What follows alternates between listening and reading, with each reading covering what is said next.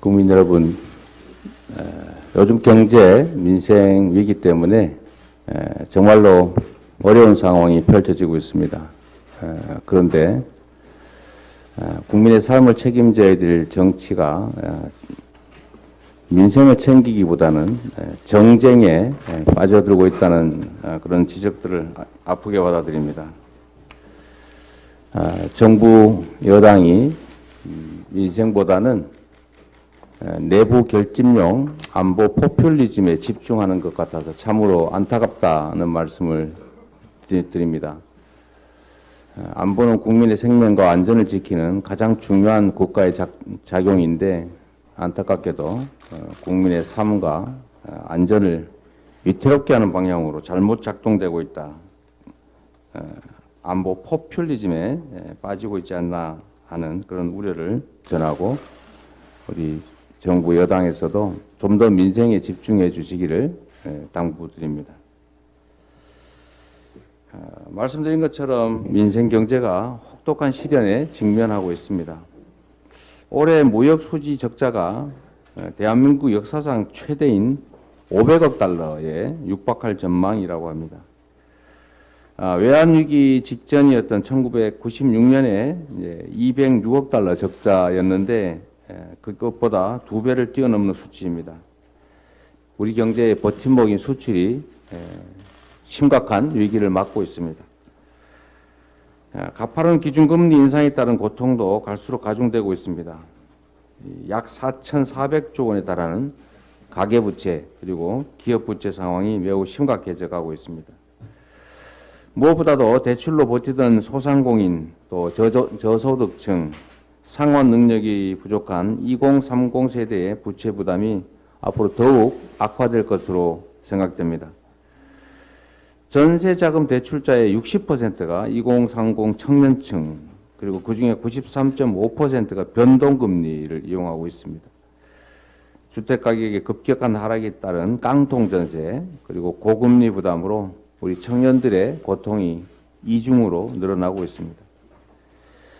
경제부총리가 내년이 더 어려워질 것이다 이런 암울한 전망을 내놓고 있습니다.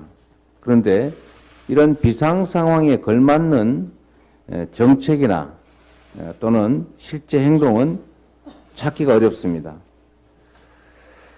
정부 예산 또한 그렇습니다. 경제를 지키는 방파제 역할을 해줘야 되고 서민을 지원하는 방향으로 가야 되는데 오히려 서민 지원 예산을 대폭 삭감하고 초부자들, 슈퍼리치, 초대기업에 대한 세금을 깎아주겠다고 하는 완전히 거꾸로 가는 정책을 취하고 있습니다. 위기를 정말로 위기로 인식하고 있는지 되묻고 싶습니다. 이런 비상한 시기에 또 비상한 대응책이 필요합니다. 우리 민주당이 할 수 있는 일 하겠습니다. 민생경제 안전판을 폭넓게 만들어내겠습니다. 특히 이제 가계부채 3법 그리고 납품단가 연동제 같은 시급한 입법과제를 조속하게 해결해 가도록 하겠습니다. 지역화폐, 또 어르신 일자리, 청년, 자영업자 지원 예산 같은 민생 예산도 반드시 확보하겠다는 말씀드립니다. 참 이런 지적 안 하고 싶은데요. 대한민국이 유엔 인권이사회 이사국에서 2006년 이래 처음으로 탈락했습니다. 대한민국 대신에 어떤 나라가 인권위원회 이사국에 선임됐는지를 보면 참으로 대한민국 국격이 많이 추락했구나라는 걸 느낄 수가 있습니다. 국제사회에서 대한민국을 경제 선진국으로 불리는 대한민국을 유엔 인권위원회 이사국에서 배제한 이유가 뭐겠습니까? 인권에 대한 대한민국 정부의 퇴행적 태도 때문이 아닌가 생각됩니다.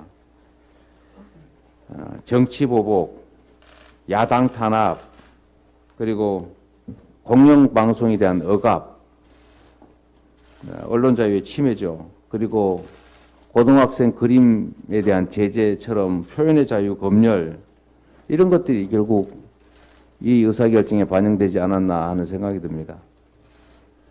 각성해야 된다고 생각하고 대한민국 국격 회복을 위한 노력을 좀 더 경주하시라 이렇게 권유드리고 싶습니다. 고맙습니다.